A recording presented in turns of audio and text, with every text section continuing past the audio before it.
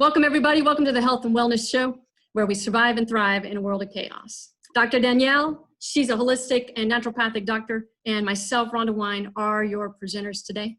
So we're going to have a group of incredible guest speakers with us. And so we have Dr. Jay Sordean, Dr. Christian Semlitsch, we have Miss Georgia Fullerton, Miss Marissa Cohen, and Shamayah Neveling-Sarrucco. So welcome, everybody, and thank you for joining us. Dr. D, do you mind giving us the mission statement? Yeah, our mission is to support the health and wellness of communities across the globe. All right. So my name is Miss Rondea Wine, and have you ever wondered how to get to the heart of the matter? How to find out what is the reason why something is happening? As an engineer, analyzing and deciphering data are my strengths, along with organization and efficiency. So I believe that education and taking responsibility for one's life is the true way and how to get success. If you'd like more information, feel free to reach out to me at efficiency-secrets-rondea@gmail.com. Now, Miss Dr. D, if you would. Yeah, thank you, Rondea. Well, when people see me, they usually don't think that I survived cancer and depression, abuse, raped, and I was diagnosed with complex PTSD after I did a 6-month stint in a jail in maximum security for a crime I never committed. So I could have given up, but I had 7 children, so I didn't. I found solutions. And now I share my solution. I have a system, a method that helps people get out of a lot of trauma or find the root cause of a problem, whether it's stifling in a business or having a health problem. Like Cindy, for instance, she had a lot of trauma in her life and was able to release that trauma and eventually recovered from fibromyalgia and chronic fatigue. Roberta had to find the root cause of why she was depressed, clinically depressed for 5 years. We found the root cause and the depression evaporated. Ron was stifled in his business. He thought he was sabotaging himself and couldn't find out why. So we went to the root cause so he could move forward. And one last one, Sylvia. She suffered from legal abuse, and after she implemented my system, she was able to go back to court as a court translator. So there you go. If you want to know more about me, you can go on my website, qhe21.com/now. You can join my Facebook group. You're going to have information on that website, or contact me for a strategy session, and we'll see what we can do to help you get to where you want to go. Back to you, Rondea. It's okay. Thank you so much. Thank you, Dr. D. All right, our first guest is Dr. Jay Sordean, and he is an OMD, a natural medicine doctor, a clinician, an educator, a speaker, and a best-selling author of Outsmarting the Dementia Epidemic. He enjoys taking things apart and figuring out how things go back together and how they work. He has studied how the body, the mind, and the spirit operate for the past 49 years. He helps people address disease, pain, and chronic illness to add years to their life. In addition to being a primary care provider, he has license certifications in acupuncture, natural medicine, herbal and nutritional medicine, and functional medicine. And so he's the founder of the Brain Wealth and Longevity Program. Please welcome Dr. Jay Sordean. Hello, Dr. Jay. Hi, Rondea. Very good. You can hear me? Yeah. So we have a couple of questions for if you're all right with that. Please. Okay. So I heard that you have the ability to help people and avoid the debilitating effects of Alzheimer's and dementia. Would you mind explaining that a little bit more? Well, yes, Rondea. In 3 simple steps, I can help people discover the hidden changes and the hidden causes of leading them slowly or very quickly to brain failure, and that could also rob them of their financial success and resources. So we design an individual plan that can potentially prevent chronic illnesses such as dementia, cancer, diabetes, inflammation, and we deliver a pathway for them to add years to their life and life to their years. Wow. Could you give us an example? Well, so Michelle was previously very, very healthy, 24-year-old grad student. And she, however, she came to me with a whole year of impossibly horrible fatigue. She had headaches all the time. She had brain fog. She slept 18 hours a day, and she had to borrow money from her friends and family in order to survive. So essentially, she was like an infant. She had returned to infancy where she was dependent on everyone else. So I ended up being her last hope. And luckily, when we looked for the underlying cause of the problems that other people had missed, so within 6 months, she was back in school. She was very successful, getting A's again, and she was able to live the life that she was really meant to live. She was able to work again, and she was able to pay back all the debt that she owed family and friends, and that debt could have put them under. And so she was able to return their financial stability as well as return to her own stable life and be successful. Wow, that's amazing. So how do people get in touch with you if they want to learn more? So people can apply to be part of my Facebook group, which is Brain, Wealth, and Longevity. And when they do that, they can then get my email and ask for my ebook, which is Brain Wealth Secrets, to improve your life and to add life to yours. Very nice. And what are some of the hidden ways that people that are headed into Alzheimer's and potentially developing dementia, but they do not know it is happening until it is too late? What are some hidden ways that they can know that? Great question.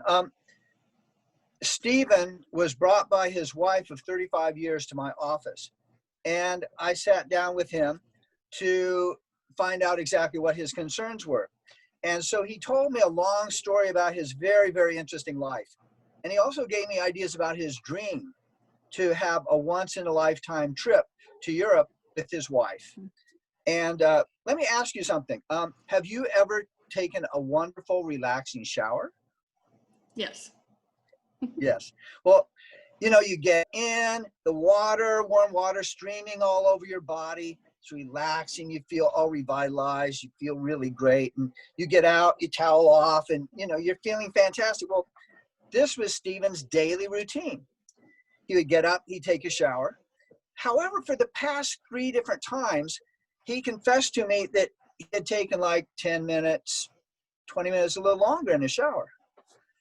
But it wasn't fun. It was because he was in the shower and he couldn't find his way out of the shower. His brain said, okay, body, move. And his body didn't move. And he kept going, body, move, move. I need to turn around and get out of the shower. But his body would not respond. And he got more and more anxious. He got very worried. And eventually, the last time took 20 minutes to get out of the shower. Now, I don't think most of anyone listening here has ever had that experience where they got lost in their shower, essentially. So he called out and his wife helped him out of the shower. And that was the impetus to actually come in and take care of it. So Stephen had Parkinson's disease. And this is one of the many forms of dementia, actually. And he was taking medications. They were no longer working. And so after doing that conversation with him and taking his history and doing an examination, we found, just like we did with Michelle, we found that he had heavy metal toxicity. He had a very complex and chronic chemical toxicity in his body, as well as having some meningeal compression and other issues. So in my program, there's 3 primary things that we look at, and 2 primary things. And so those were several of the things that were going on with him. So after working with him in a program for 6 months, his symptoms had improved. His showers were fantastic again. They were no longer nightmares. They were actually ecstatic for him. And he was able to take his dream vacation, where he and his wife drove through the different towns and streets in Europe, where both of them had grown up during World War II, in his convertible Porsche, which they put on a ship and they shipped there together. And so it was really fantastic to be able to give him the opportunity to have that dream that he always had wanted. Well, so, you know, you were talking about this. Yeah, you were talking about living in this chaotic world. Well, we now have 100,000 new chemicals that never existed over the past maybe 100 years. And of those, there is something like at the most 1% that have actually had the health effects studied. Now, if you imagine your whole body being those 100,000 chemicals, you look at your little finger and your ring finger, about that much have been studied for their health effects. And many of the things studied actually have negative impact on the brain, the nervous system, as well as on the immune system.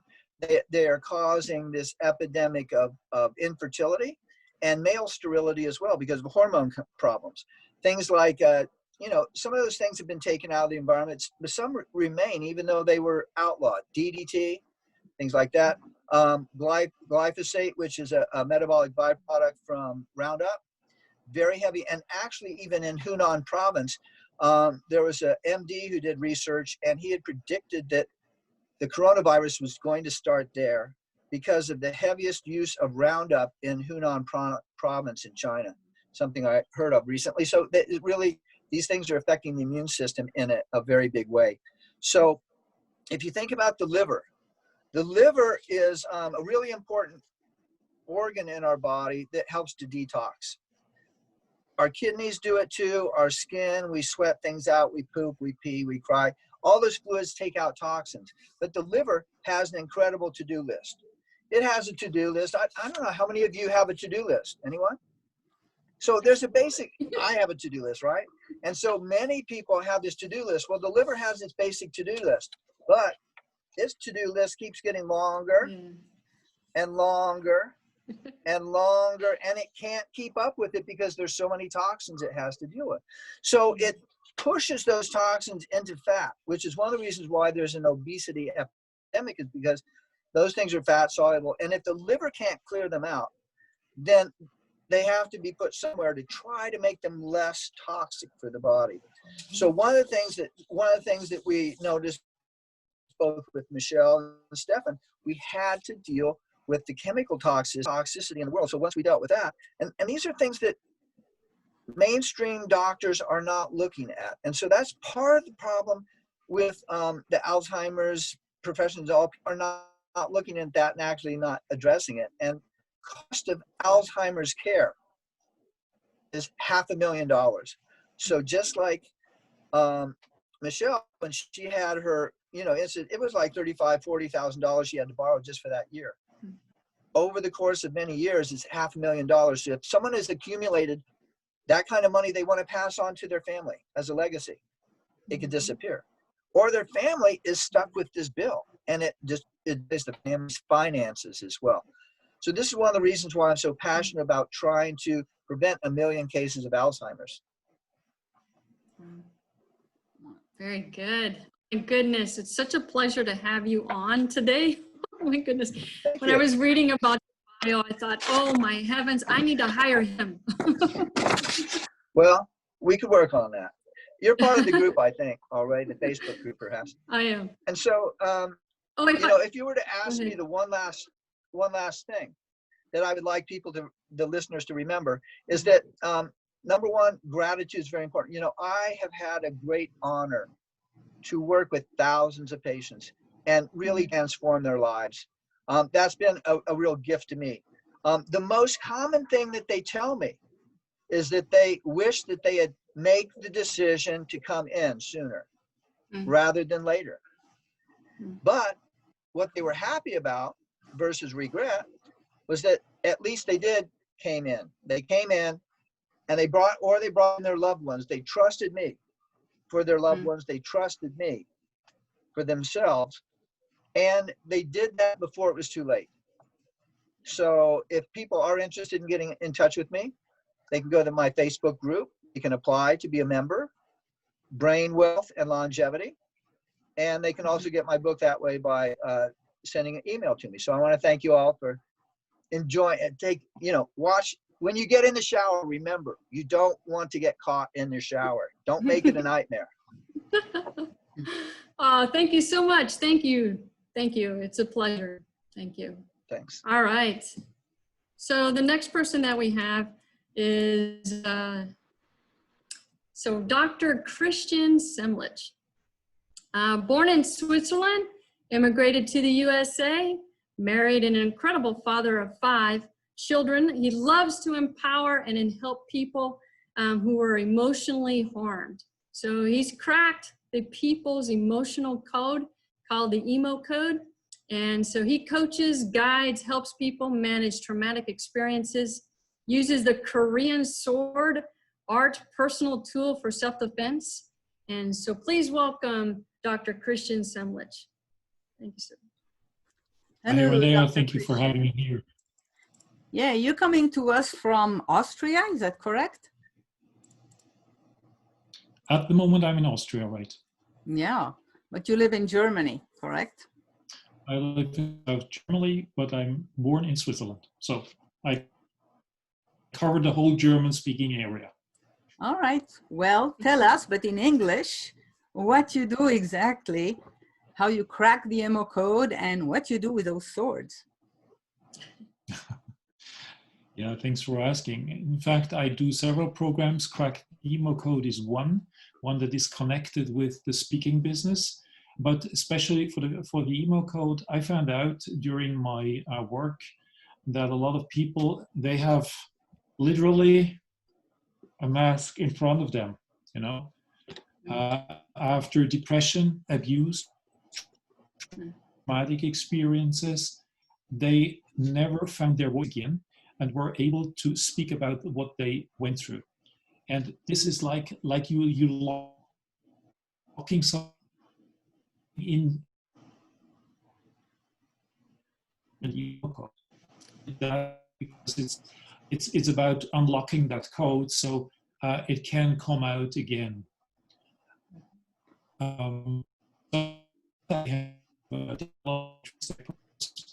Which is this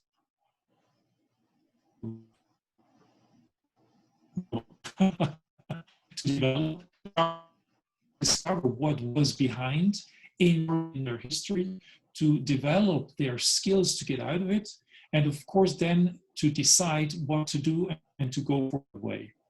Well, you're asking for the Korean sport for us as until I became world champion, but the sword is for me the symbol to make the decision, because especially in the Japanese culture, this decision means you're going for it. It's not you decide and then you think about it, but decision and implementing is the same thing. And quite a lot of times, because these people who have these traumatic experiences, abuse and so on, they were not used to make decisions for themselves, locked themselves in and did not move forward. So they need a process to move forward in their lives. So can you give us some examples of people you have helped? Yeah. One person, she was about 72 when I met her. Agnes, she was suffering of depression, was on heavy medication. And when I asked her about that, she said, well, I don't want to feel anymore. And I was quite scared about that, you know, what she told me, and what happened. I mean, you don't want to feel anymore. And she told me about an abuse that she had about 20 years ago. So she was on medication, heavy medication, for almost 2 decades at that time. So I was using a very, very provocative approach at the moment, because I said, listen, but then you're already dead. But we had a really good relationship. I couldn't say that to anyone, you know. We were already working on some pain problems, but I didn't get across the pain problems. And then I realized there must be something different. So when I said that to her, something changed. And the next time when I saw her, she said, okay, I want to have my feelings again. Now we only needed a few sessions until she started to play the piano again. And I didn't know that. So she said, I got back my feelings and my ability to play the piano and to listen to the music. And that was that ignition point, you know. And that was also the point when her doctor came into the equation and said, okay, I am going to support that case. Because what I saw, what happened so fast, was something completely new. So especially when people are in depression and they have medication like that, which are two different types of antidepressants, that's not so easy to get rid of. So we had to make a plan, and for that we had to have the doctor, the Western doctor, at our side, and he did that, and she almost could completely get out of it within, I think, 7 or 8 months with my support and the support of the doctor, because we had to balance that and to really see what does work, what is enough, when we had to stop and to go like in a slow process out of that medication. So that was one example. Another one was a young woman, Monica. She was couch surfing. I don't know if you know what that is. Yeah.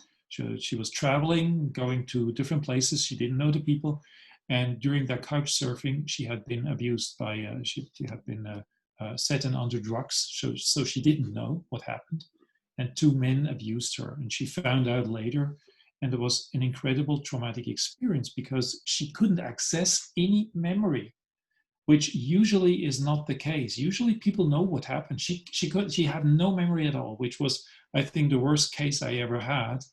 And then we went through different processes, and in the end, I used hypnosis also, but in the end, it was also a provocative way I was working with her, which was the ignition, because she realized no one could help her unless herself. So she changed her life. She left her boyfriend. She changed country. She changed the job, and she went to, I think, Thailand, where she did that Thai boxing, you know, because she wanted to get control over herself again. And then she changed the country and the company and started all over again. And I didn't know for a long time, to be honest. And I met her on LinkedIn by accident. And then I asked her what happened, because she went and I never heard of her. And she said, okay, I went through all that process and now I'm happy again. Control. Can you hear me? We lost you there for the last sentence. Can you repeat what you just said? Okay, yeah, the last sentence was finally when she went through the process, when she made the decision that she was the one who had to make the changes and the adjustments in her life, then only then she could get over the trauma. And I used to use all different kind of methods, but in this specific case, because she had no memory about what happened, she had really to do the things by herself. I just gave her the steps. I guided her through it, but then she had to implement. It's like always the same, you know. You can give someone the steps, but they have to implement by themselves, and that's what she did. Okay, and do people have to come see you, or can you help them online? Did you hear my question? We had a very unstable connection there. Yeah, it looks. I can help them online. Can you work with people and online? I can help them through have process. So I have, yes, I can. You can do it. So how do people contact you? They can contact me by going to my Facebook site, Crack the Emo Code. It's where I provide some support. Or they can send me an email, cracktheemocode@gmail.com. Okay. Do you have any other word of wisdom for people who are going through tough times, through depression, or that have been traumatized?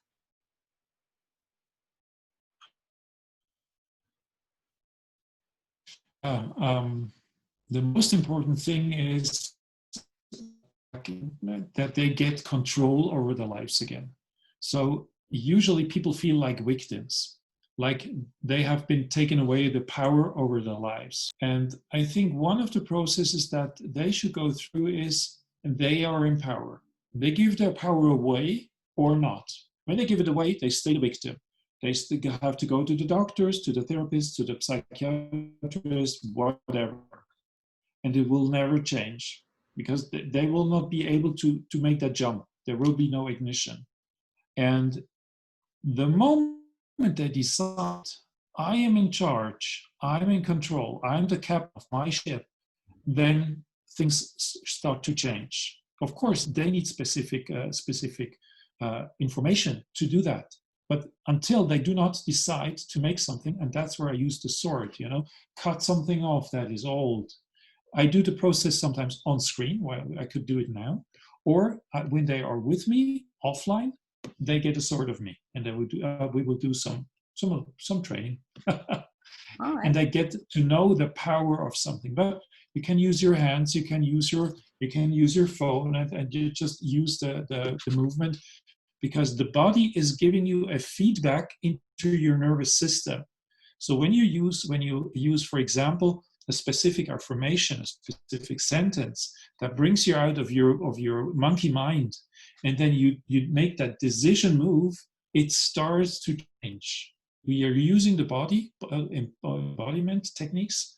We are using language. We are using mindsetting to get them moving forward.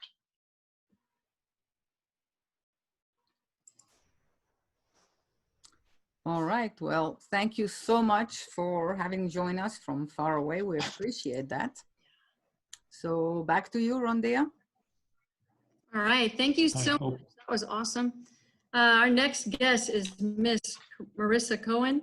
She is the best-selling author of Breaking Through the Silence, and she has an incredible podcast on iTunes and Spotify titled Breaking Through Our Silence, in which she explores situations and questions that people have about their experiences, what constitutes abuse and assault, and how they can better help themselves. She is truly an inspiring young lady that has overcome life's challenges and is willing to stand up for others.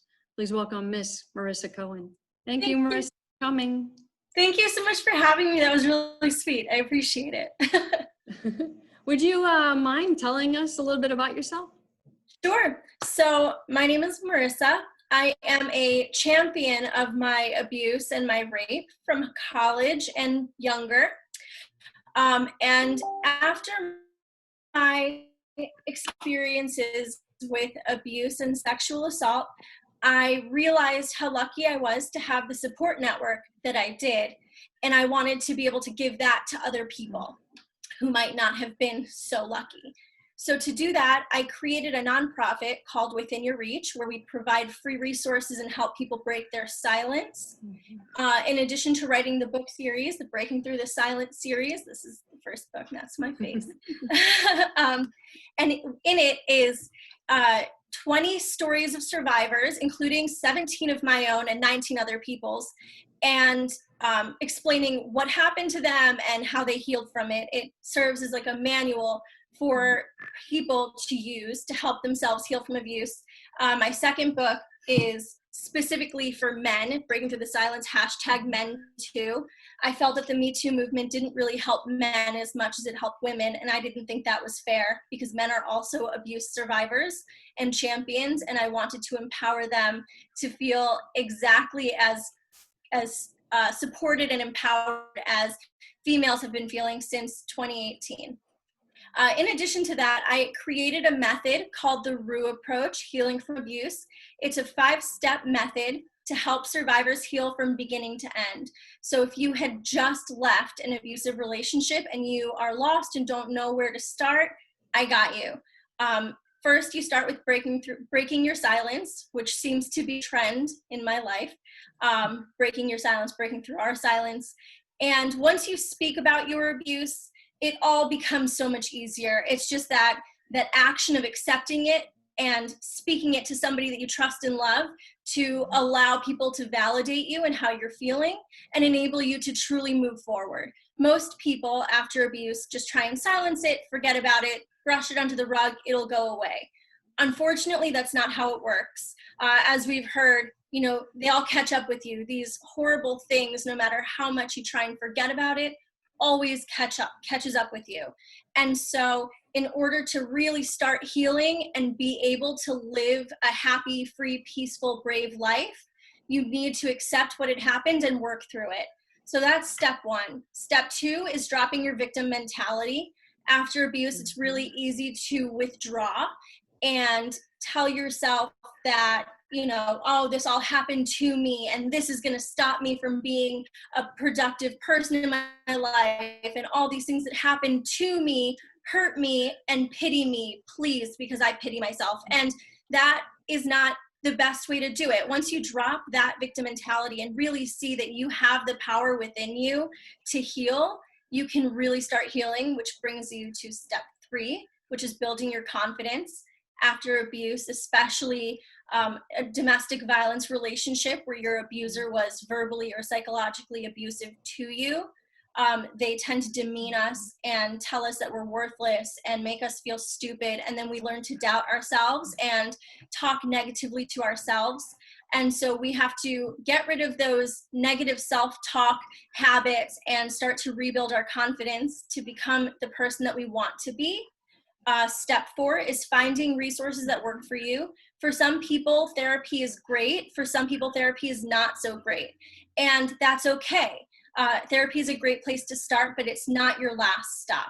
For example, with my coaching clients, I generally love to try and incorporate essential oils into the healing practices, because there's so much science to back up how much these oils really help you. They get into your body and they just create this confident, beautiful change. And it helps with fibromyalgia, it helps with confidence, it helps with PTSD. I mean, there's no end to the beautiful things that essential oils do. And then the last step is rebuilding your routine. Once you have all of these steps taken, you are able to handpick, to cherry pick the parts of your life that you want to live and the things that you want to do and the experiences you want to have, and create a life around that beautiful, peaceful mindset. That was fantastic. By the way, what's your favorite oil? Oh, Valor. I have it next to me all the time. and why is that? Why? I have to ask why. Of course. So Valor is a mix of, it's a blend of several different oils, but it's used mainly to build confidence and make you feel strength and courageous. And it is so powerful.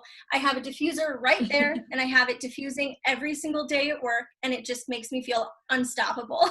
Thank you for sharing that. That is because I use oils as well. And so I agree with you. They are very powerful. Yeah. So how does someone contact you? Sure. So I have a Facebook page. It's Marissa F. Cohen on Facebook. I also have a Twitter and an Instagram. I believe they're all the same. I think Instagram is Marissa Faye Cohen. Or you can contact me through my website. It's marissafaycohen.com. And everything is on there. And I wanted to do something special because I really love what Rhonda and Dr. Danielle are doing right now. So I wanted to create a coupon for specifically for the people in this group and the people who watch this video. It'll be 50% off of all of my courses and all of my books. I'll send you the promo code. It'll be H and W spelled out. So it looks like hand W. And feel free to use it on any programs or books that you're interested in from my site. Thank you so much for doing that. That's really above and beyond. So thank you. Appreciate it. And thanks for joining us. Oh my goodness. Thank you for having me. All right. So the next guest is Miss Georgia Fullerton. And so what's interesting is tradition and culture of art, movement, music, voice, and play have shaped her life to what it is today. She's a wonderful mother to a beautiful daughter, and the paintbrush has become her healing stick. As a professional visual artist, expressionist, arts therapist, arts educator, and public speaker, she facilitates expressive arts well-being workshops through her arts-based business, and that is called Just Georgia.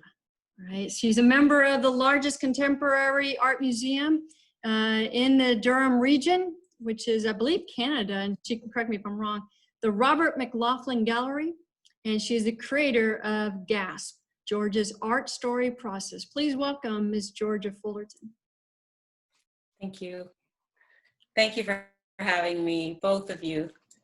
Thank you. Can you hear me well? Yes, we can hear you well. Georgia, how did art come into your life? Oh, I literally have a letter that my mother used to write, love letters to my father when my father came to Canada in 66, and she was still in Jamaica with me in tow and my siblings and my brother. And they used to write love letters to each other. And when I was about 11 years old, she finally showed me this stack of love letters. And in one of them, she had written to my dad, "Oh, Georgia wanted to leave you a little note." And there was a little scribble on there from me. And so I look at that as my first entrance as an artist. But like all of us, we are artists innately. But my influence from my mother. Both of my parents were educators, and she was, while taking our master's in education, she used to bring home lithographs and prints and drawing. Just thought it was the coolest thing that my mother could do this. So that was my initial influence, but all related. Studied at college. I had this dual role of being the artsy fartsy and the jock because I played sports as well. And so I've worked with that duality all throughout my life. But yeah, my initial entry into the arts was graphic arts. So I was in the print production industry for about 18 years. And like many people that I now know, I had my own trauma. I had just gone through life painting, drawing, exhibiting. I was involved with a lot of community members and other artists and showing my work, and married, divorced. And then I met up with my own trauma, taken up with somebody else. And the end result of that was literally finding myself in a room surrounded by paints, brushes, canvases. And that is when I realized that I started to look at my relationship with art differently and realized that it's more than just the aesthetics. There's something psychological, there's some kind of connectivity that happens when I actually create it. So though I'm a practicing visual artist, I also studied a 3-year expressive arts therapy program, and that has changed my life forever. It's also changed my style of artwork. And you know, in going into the arts, I realized that a lot are working in the mental health industry are aware of the arts. They are aware of art therapy or expressive arts therapy, though it's a burgeoning field. But they're starting to implement the use of arts and creativity when I finished my training, I just jumped into community.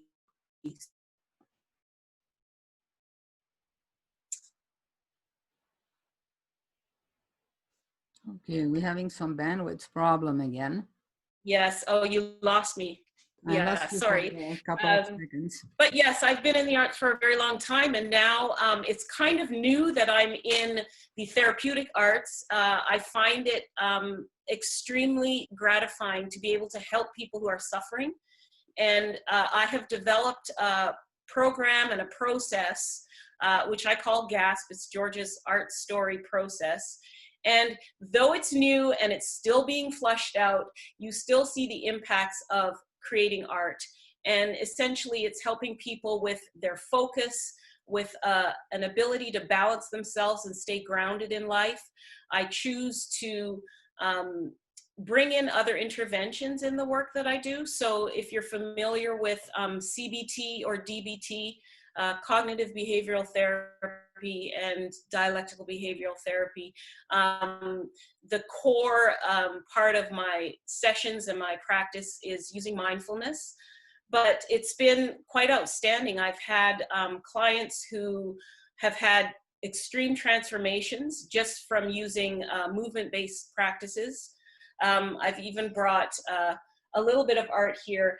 Something that is commonly used is collage work. And this was actually created, it was created by me because I didn't want to bring a client's work with me. It was created by me, but the theme or the direction, the intention was how stress, a Black Canadian woman, and the different things that you face. So it's surprising when you give clients magazines, newspapers, markers, art materials, they end up finding their own meaning to what they create. You know, they're starting from nothing and creating something very meaningful, something very impactful, something that creates a shift within them. And so, yes, my work in the arts, to get back to the question, has been extensive. And right now, I would love to be able to work on a grander scale, bringing the necessity of the arts to the world. I believe that art making should be a core skill, along with empathy. And so I try to exercise both of those. You know, some medical doctor and psychologists now are actually using art for the client or the patient to reveal what the problem is. And by analyzing their drawing or their painting, they know whether the person wants to go forward with the therapy or not. And then, like you say, it's extremely therapeutic, not only for revealing, but then maybe for healing as well.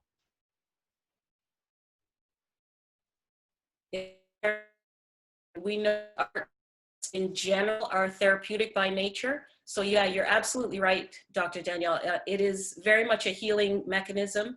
And I've found that I had a client who was a 27-year-old young woman.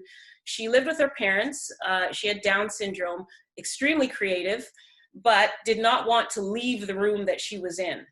And I discovered the same way that Dr. Christian discovered one of his patients enjoyed piano. I discovered that she loved dancing and she loved country music. So working with her through different methods, she was able to create this amazing interpretive dance and rediscovered her love for movement. And, you know, in the end, she met her goal of being able to move more, feel a little bit more connected to her body, which is so important. Many clients have had, like I said, epiphanies in their art making. And one other example, and this is really sweet. I did volunteer work at a very green hospital here. It's a high-end hospital, and I was working in the mental health and addictions unit. I was responsible for facilitating the inpatients with expressive arts, and it was just an open space. Went into the open space and I was there. It was close to Christmas time and we were working on just what gifts are you missing by being in this facility? What are you missing? What would you give? And there were several people sitting there doing a few things. And there was a woman who didn't want to do any art, but she says, I'll just watch. I'll just watch. And then we started talking sewing in the magazines, and she started to talk about sewing. She says, I really miss the fact that I can't sew my granddaughter a lovely blue dress. And so I said, well, tell me about your sewing. And she started to describe all these stitches and styles and everything. And she says, yes, I have this perfect blue fabric and it's so wonderful. So I picked up a blue marker for her, or blue pastel. And I said, can you show us? By the end of the session, she had created this amazing drawing of a blue dress and wanted to keep the artwork for herself to bring back to her room. And I just pray that she was able to actually sew that dress for her granddaughter. But it's moments like that that make me know and feel that art is the right medium to use when you can't speak, when you can't move, when you can't express yourself in the way that is authentic to you. It's really helpful. Also helpful with very young children who cannot talk about their emotion, but they can express them in art. Yes, you hit it right on the nail. Absolutely. Yeah. So all the things we spoke about here, PTSD, trauma.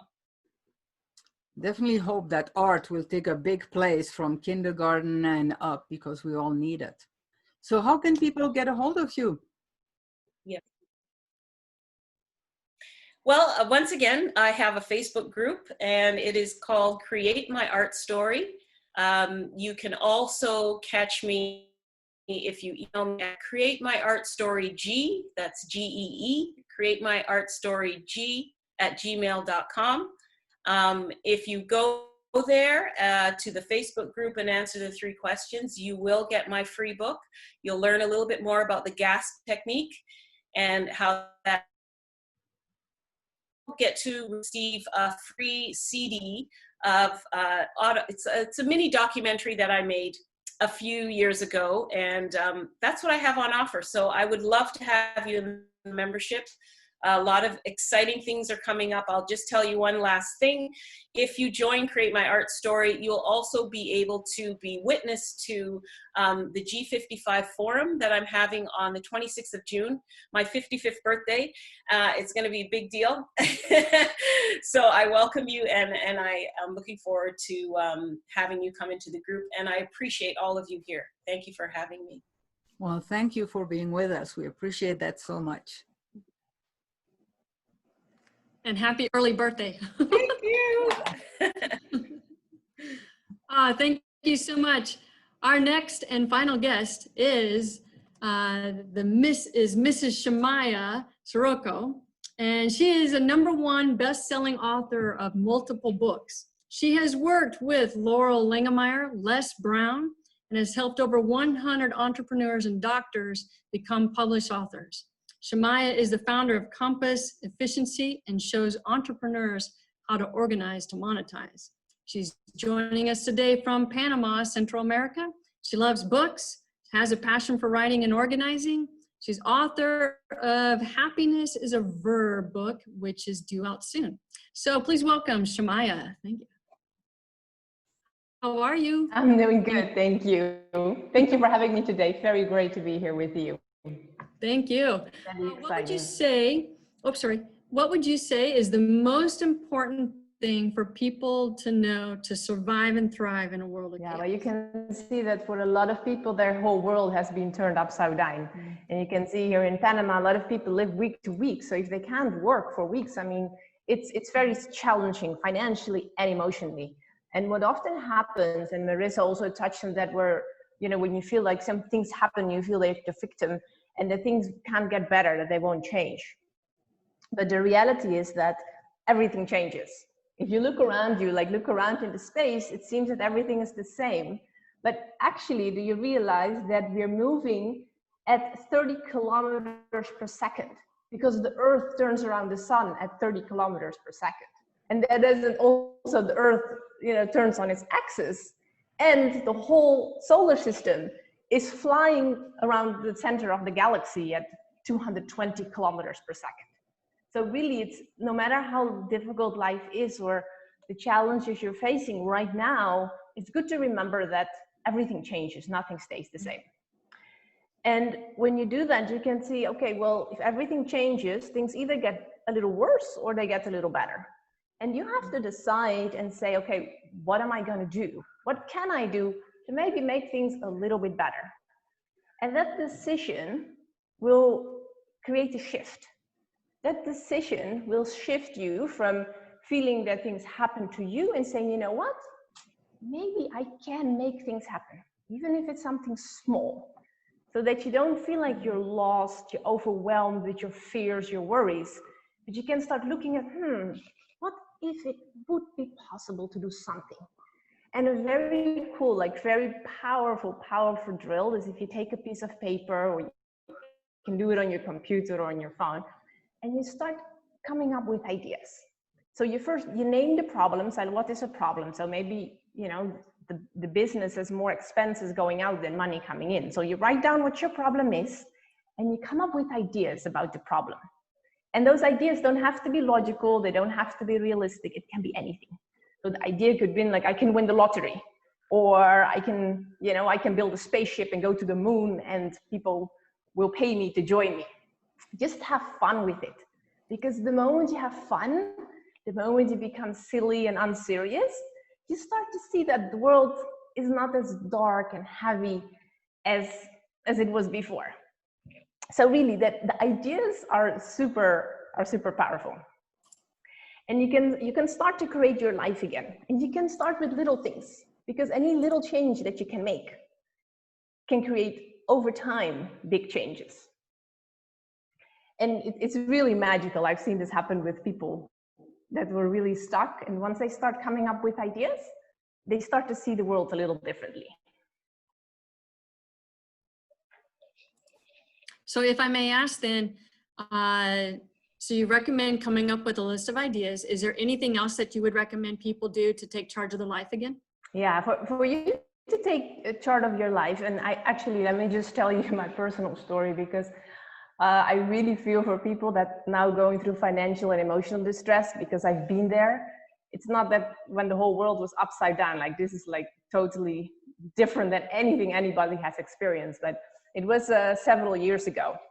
At the time I was living in Ecuador, I was doing missionary work there, and I'd given up everything. I sold my house, left behind my friends, because we were gonna get married, and I moved to California. I was staying there with a lady from the congregation, and then 2 weeks before our wedding, my fiance just broke up. He cut me out of his life completely. He didn't even want to talk to me. He didn't answer my calls completely. It's a bit long story. I won't go into details, but basically I ended up with nothing. I ended up homeless. I was forced to leave the US. I lost my income, my business, because we were starting to create something together, and I was devastated. Because I was getting married, I'd not continued my residential paper in Ecuador, so I couldn't go back there either. And it was one of the most awful periods of my life. I just had a few $100s left in my account, and not doing well physically or emotionally, figuring out, okay, what am I gonna do next from here? Because I felt like I'm like this, all these things are happening to me, I'm left with nothing. But you know, that was not exactly true. And let me show you. Do you have your cell phone? Show me your cell phone. And have a look, like how many people you have in your phone. Can you see? Like 100, 500, more than 1,000. How many do you have, Rhonda? Oh boy. Can you see? Not at the moment. Okay, now that's okay. Don't worry about it. So I had like almost 1,000 people. Because you see, the degree of your success is the degree that you can help, that you can bring value to others. Great. And that made all the difference for me to regain control of my life. Because what the connections that I had built, it opened the door, and I started looking and, okay, how can I bring value? And by helping someone else, things started to go in the right direction again. And it made my life actually even better now than it's ever been. So at the time it was awful, but looking back, I'm like, oh, I'm so glad that he broke up, because now I'm married to an amazing man. Life is great. And we live in Panama on the golf course, close to the beach, and my business is doing amazing. So I'm glad that he took off. It was much better. But what I can reveal to people is that a 3-step proven process that will improve every aspect of your life, your relationships, your business, confidence, joy, and to really create a life that's worth living while generating an additional $25,000 to $250,000 a year by helping others, by bringing value to other people. By a show of hands, who of you would like to find out how to do this in less than an hour as my gift to you? Cool. So if you would like to receive an invitation to my workshop at no cost, please email me at organizetomonetize@gmail.com. That's organizetomonetize@gmail.com.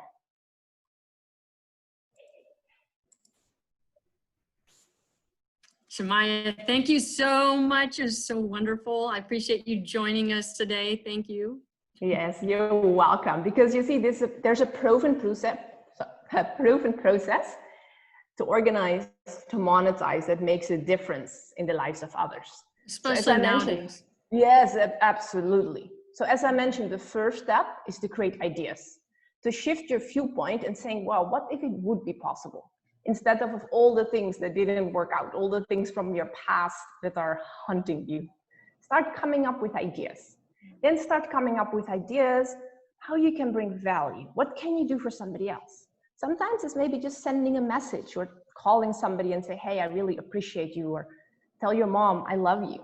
The little things that make the difference. Then you start creating ideas. How can you build stronger relationships? And I want to thank you, Dr. D and Rondea, because being together with you is also a great way of building relationships and bringing value to other people in these difficult times. So I want to thank you for that. That's really, really beautiful. And I can see that with Georgia. Go ahead. Oh, go ahead. Go ahead. Oh yeah, with Georgia, for example, too, she brings great value. I had the privilege of doing a training with her and to see how she's empowering people to use the art to look at a new way through their lives and give them confidence and bring joy to life. It's really, really beautiful. Then the second step is convey. You want to convey the value you bring by helping people. It's very rewarding and it's so much fun. And then you can collect their success stories. And I'll show you also in the workshop when you attend the 5 most effective ways to convey how you bring results. And then the third one is command your life. Because once you start organizing, you start creating ideas, you start conveying your message, you start putting in the workflows and the systems, we'll show you how you can actually monetize in the way that you're not selling people, but people want to exchange with you because you give so much value and they're happy to give you money because you're helping them so much. And that's actually, selling has a really bad reputation because nobody likes to be sold. But if somebody gives you value, like Dr. D, if you turn around my life, I'd be happy to pay you for that, for the results that you bring. So that is really beautiful because it allows you to help more people, to turn around your own life, help your own family, and expand as a being. So thank you so much for having me today, Dr. D and Rondea. It was a great privilege. Thank you. And really, truly, thank you to everyone on this call. There was a lot of similarities, and especially during the situation and times that we've got going on right now. So just to summarize, the Health and Wellness Show, where we survive and thrive in a world of chaos. Our mission statement, again, is to support small businesses and entrepreneurs that are just getting started. We promote individuals that are incredible, that give us skills, that tips, services, advice and hope that help people with their health and their wellness. Wellness covers a lot of things, right? It covers spiritual, physical, mental, emotional, and even financial. So if you or someone you know would like to be a guest on the H&W Show, please email Dr. D and or myself at dynamicdr1@gmail.com or efficiency-secrets-rhonda@gmail.com. Thank you for joining us, and love and peace to all. Thank you.